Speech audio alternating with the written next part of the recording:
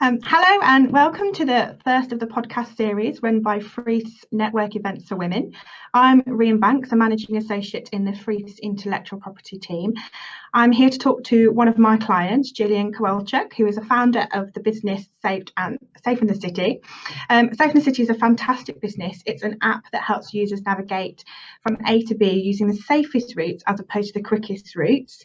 I have been a long-time champion of both my personal and professional capacity, so it's great to speak to Jillian today. So welcome, Jillian. Thank you so much for having me, Rian. I've given a really high-level overview of Safe in the City, but perhaps you could tell our listeners a little bit more about you and what inspired you to create the business. Yes, absolutely. And thank you so much for having me. So Safe in the City really started from my own personal experiences as a woman, a newcomer from Canada over to London, using navigation apps to get around the city. And as you said, I started to realize that the fastest route wasn't always the safest one, and it didn't take into consideration a lot of different diverse perspectives on kind of how we move and experience safety in different places. And one particular night, I guess the light bulb kind of went off when I was following a route to meet a friend in Soho in London. And again, through the Google Maps, it showed me kind of to cross through an alleyway, which I followed. Didn't really want to, but I was used to kind of not trusting my intuition and taking the tech over kind of my own sense of safety. And I had an unfortunate experience where two kitchen staff about midway through this alleyway came out on a smoke break and basically blocked my way and threatened to sexually assault me. It was kind of one of those places that you didn't really feel like you wanted to walk, but you got used to kind of, putting on a brave face and going through places that you don't necessarily want to. And I was able to get out of that situation, I guess, physically unharmed. Met a friend and told her what happened. She also recounted a lot of her stories of kind of being, at the wrong place at the wrong time and not really having tools to necessarily represent those experiences or report them. So that was kind of what started it, especially thinking how many people are taking Google Maps every day or every hour, minute for that matter, and how many will follow that same route and potentially have a similar experience or maybe worse. So that was really kind of the genesis behind Safe in the City was, how can we give people build safety into our everyday movements by providing safety information for people to stay alert, but also for them to contribute their experiences, especially from a female perspective, which seems to be one of the biggest gaps that we have. Excellent. Well, as I said, I am a personal user and it is incredibly useful. Your business generates lots of interesting data. Could you explain a little bit more about how you use that data with other organisations or the education services that you offer? Yes. So as you said, like Safe in the City, we built it on a navigation platform so that there is a lot of information coming into us. But the most important things that we're looking for is making sure that the information that we receive from the police gets to your location if it's something of an emergency. We also have triggers around higher risk areas. So for example, the mobile phone thefts around Angel a couple of years ago that people were kind of unaware of, signs they've missed or other things that they didn't catch on Twitter. So we send that right to people's devices, again, to try to, recognize that we need to all be street smarts in the big city. And then we also receive anonymously information that's structured based on people's crowdsourced or personal experiences of street and sexual harassment. And we particularly focus on that area because it is such a common experience. There is very limited data on it, and it is a part of that, extension of safety that we really do need to paint a better picture in order to start preventing it. So that's some of the information. And then what we've been able to establish, as I mentioned, with the London Metropolitan Police, is being able to make sure that that does get captured in their intelligence so that they can start building out kind of their own strategies about how do they incorporate, or how does this play into factors of, you know, more kind of defined crime. And then we also work with a number of other organizations around the crowdsource information. So understanding what trends there are, you know, what times or days of the week these incidents might be happening. And some of the organizations we work with are the Mayor of London's Nighttime Safety Charter, who the Nights are. The UN Women is another organization that we work with. And then we've also started doing some work with Uber. Fascinating. I suppose also the data also talks about footfall and the prevalence of people walking in certain routes at certain times of the day as well. Yes. Yeah, we've actually, with I guess the evolution of COVID, we've really kind of started moving less from navigating more into the reporting sphere, as we've really recognized that there are a lot of navigation tools, and ultimately what we're building out now and we'll be launching shortly as part of other tech suite is integrations with our kind of safety information from the police, and again, kind of those key trends as you mentioned, so that more devices, more technology are really starting to send people official information that's relevant to their location and could be in harm's way, as well as, you know, recognizing that what we receive from the police is only one piece of the puzzle, and that really by us contributing these experiences, even if they do maybe feel minor but bother us for some time, that those still get counted towards how do we make improvements to our everyday cities and spaces for everyone to feel included and safe. Excellent. Okay, well, we've touched on it previously that the whole crux of your business is about data, and you work in tech, which are traditionally male-dominated industries, although in recent years it has improved. How do you see that changing in the next few years, if any change at all? Yeah, it's a great question. And certainly I think we're nudging towards, you know, more people being role models, and kind of the visibility of more women in data, women in technology is starting to, I think, inspire more students or young people to have an interest in this. There's a lot more career changes. I think it'll be really interesting to see how COVID plays into, you know, people starting their own business, or, you know, wanting to kind of build on something that's currently kind of a gap in the market.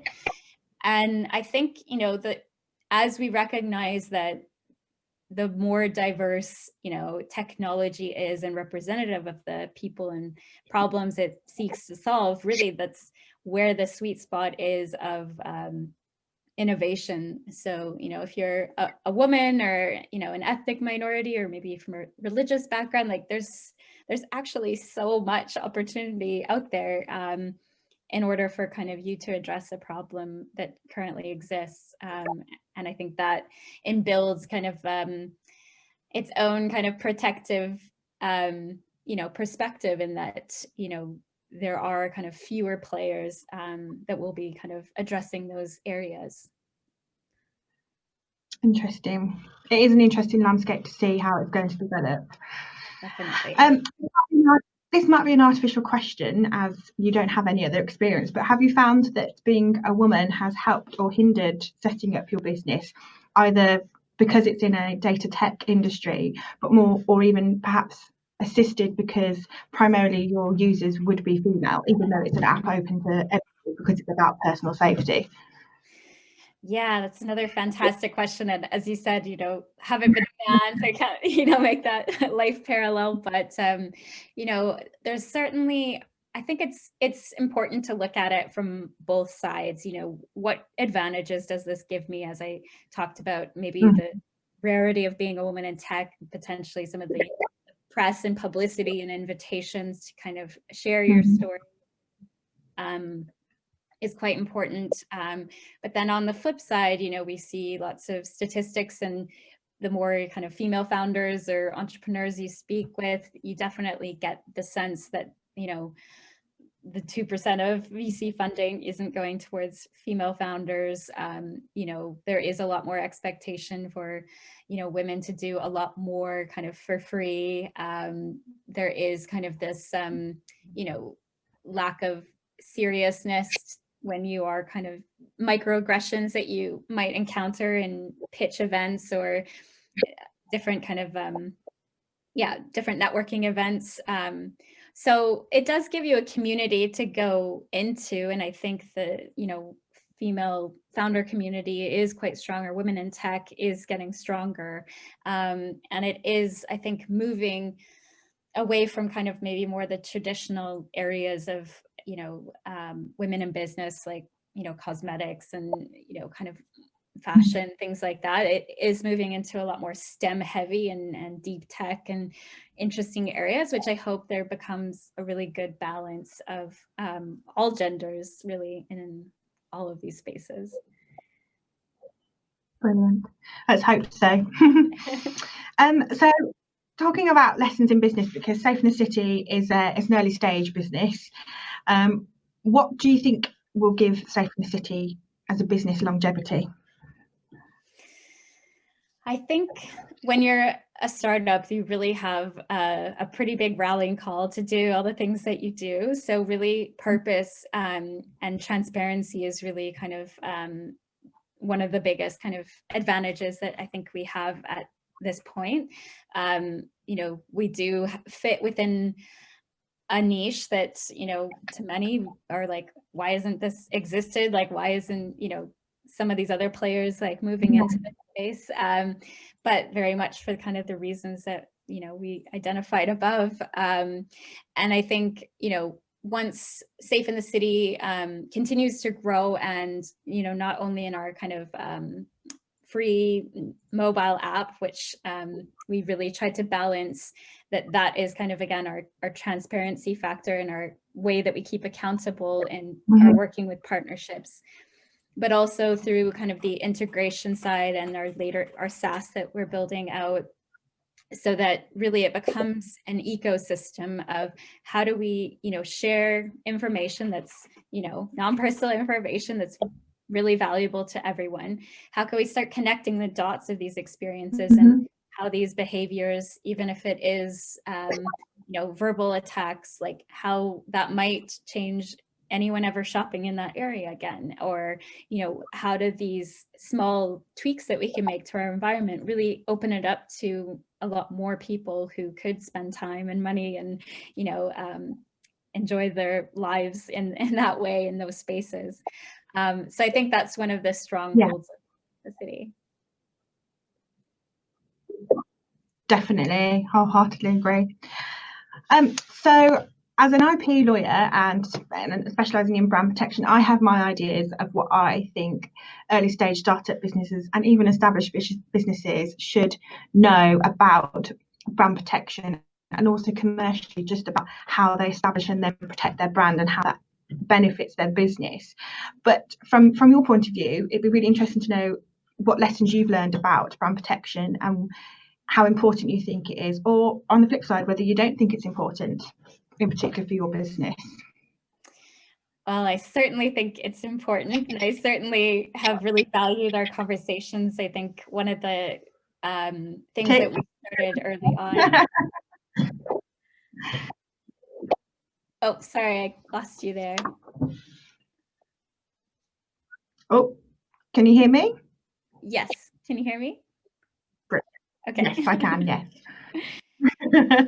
So yeah, I'll just start that. So yeah, in terms of, I definitely see the value in being able to protect your IP. And I think that was one of the advantages, is that we started conversations quite early on with yourself as an IP specialist. And I gained so much from those conversations, even though I did have to kind of balance out when is the right time that we were certain about our kind of designs and our name and a number of different things. So I really appreciated that we had quite a bit of time. There wasn't kind of this big pressure, but I knew it was something important that I had to keep looking back on and making sure that we are going to protect ourselves. And I think, it maybe comes a little bit too late for some companies I've seen that haven't done proper due diligence, haven't engaged kind of with specialists that can help guide them through that process.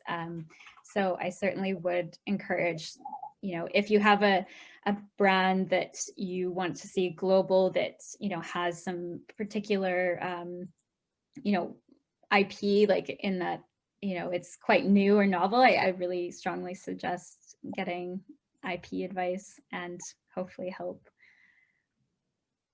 I didn't have to bribe you to say that. Not at all. I just sing your praises as you sang mine.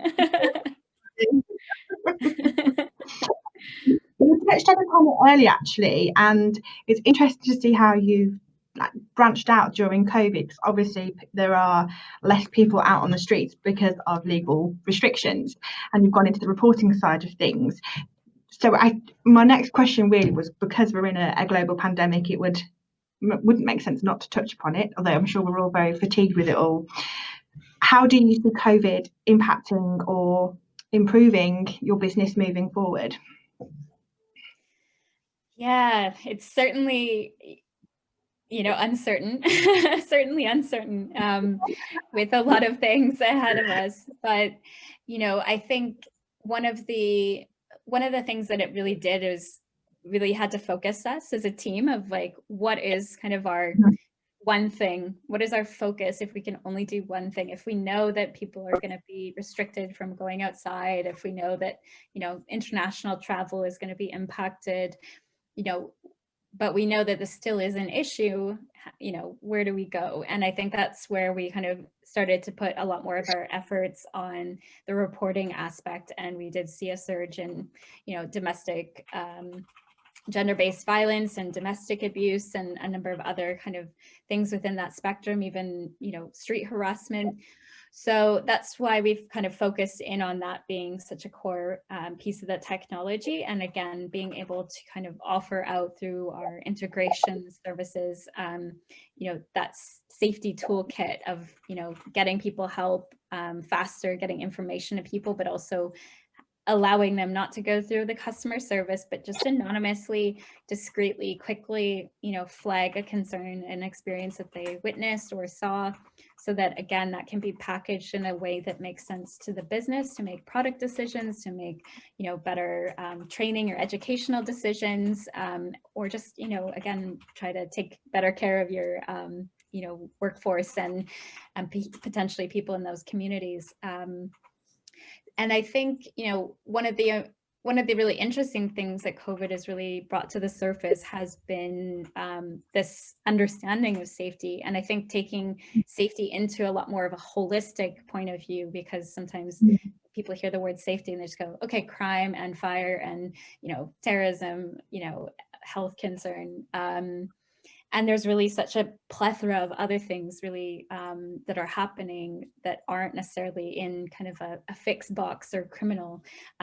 For example, we're supporting the misogyny as a hate crime bill, which is quite an interesting one. Hopefully some of your listeners will have heard of it.